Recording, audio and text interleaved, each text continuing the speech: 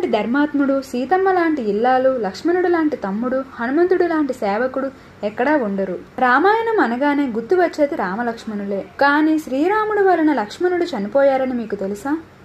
ఈ వీడియోలో తెలుసుకుందాం. Hello and welcome to HDL channel. మీరు కనుక ఫస్ట్ టైం మా ఛానల్ని చూసినట్లయితే సబ్స్క్రైబ్ చేసుకోండి ప్లీజ్. కనీసం ఓ లైక్ చేయండి చాలు. ఇక కథలోకి వెళ్దాం. ఒక తల్లి కడుపున పుట్టకపోయినా అంతటి అనుబంధం వాళ్ళ ఇద్దరి మధ్య ఉంది. రాముడి తల్లి కౌసల్య, లక్ష్మణుడి తల్లి సుమిత్ర. అందుకే లక్ష్మణుడిని సౌమిత్రి అంటారు. ఒక తల్లి కడుపున పుట్టకపోయినా వాళ్ళిద్దరూ అంత అన్యోన్యంగా ఉండేవారు. శ్రీరాముడు భక్తుడంటే గుర్తు వచ్చేది హనుమంతుడు. కానీ శ్రీరాముడితోనే కొలువైపోయిన భక్తుడు లక్ష్మణుడు. ఆయన రాముడిని అన్నగా కాదు, సాక్షాత్తు దేవుడిలానే చూశాడు. నారాయణుడు అవతారం రాముడైతే ఆయన పాన్ పైన ఆదిశేషువే లక్ష్మణుడు. మహాభారతంలో ఈ లక్ష్మణుడే బలరాముడిగా శ్రీకృష్ణుడు అన్నగా అవతరించాడు.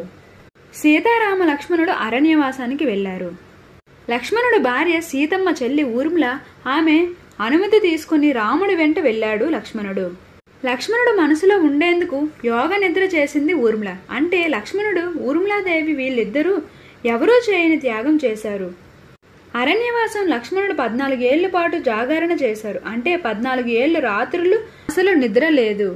వెనక ఒక కథ ఉంది. సీతారాముల కోసం లక్ష్మణుడు నిద్రలేని వరాన్ని ప్రసాదించమని నిద్రదేవతను కోరుకున్నాడు. అయితే లక్ష్మణుడు ఆ నిద్రని ఇంకా ఎవరికైనా ఇస్తే ఆ వరం ఇస్తానంది నిద్రదేవత. అప్పుడు ఆ నిద్రని ఊర్మిళాదేవికి ఇచ్చారని ఒక కథ ఉంది. లక్ష్మణుడు 14 ఏళ్ల పాటు నిద్రాహారాలు మాని సీతారాములకు సేవ చేశాడు. ఒక రోజు ఓ సంఘటన జరిగింది. ఆ సంఘటనే లక్ష్మణుడి మరణానికి కారణమైంది. అది ఏంటంటే, ఒక రోజు యమధర్మరాజు రాముడితో ఒక ముఖ్యమైన విషయం మాట్లాడడానికి వస్తాడు. రాముడితో ఒక మాట తీసుకుంటాడు. ఎవరైనా మన మాటల మధ్యకి వస్తే వాళ్ళకి మరణశిక్ష విధించాలి అని కోరతాడు. సరే అన్న శ్రీరాముడు, యముడు ఈ గదిలో నుండి బయటకు వెళ్లే వరకు లోపలికి ఎవరూ ప్రవేశించకుండా లక్ష్మణుడిని కాపలా ఉండమన్నాడు. ఆ సమయంలో ముక్కోటి అయిన దుర్వాస ముని వచ్చి రాముడిని కలవడానికి అనుమతి ఇవ్వమంటాడు. లక్ష్మణుడు అందుకు ఒప్పుకోడు. ముక్కోటి అయిన దుర్వాస ముని, నన్ను లోపలికి అనుమతించకపోతే అయోధ్య మొత్తాన్ని శపించి బూడిద చేస్తాను అంటాడు.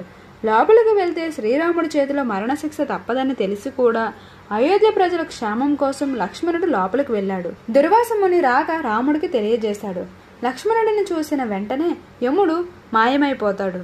ఇచ్చిన మాట తప్పని శ్రీరాముడు లక్ష్మణుడికి మరణశిక్ష ఎలా విధించాలనే ఆలోచనలో, ఎప్పుడూ నా పక్కన ఉన్న లక్ష్మణుడు నాకు దూరం అయితే అది మరణంతోనే సమానం అని లక్ష్మణుడిని అయోధ్య విడిచి వెళ్ళమని అంటాడు.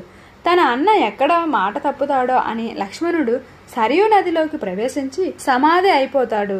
రాముని మాట నిలబెడతాడు. ఈ విధంగా లక్ష్మణుడు మరణం జరుగుతుంది. ఈ వీడియో కనుక నచ్చితే జస్ట్ ఓ లైక్ చేయండి చాలు. అలాగే మా ఛానల్ని సపోర్ట్ చేస్తూ సబ్స్క్రైబ్ చేయండి. Thanks for watching.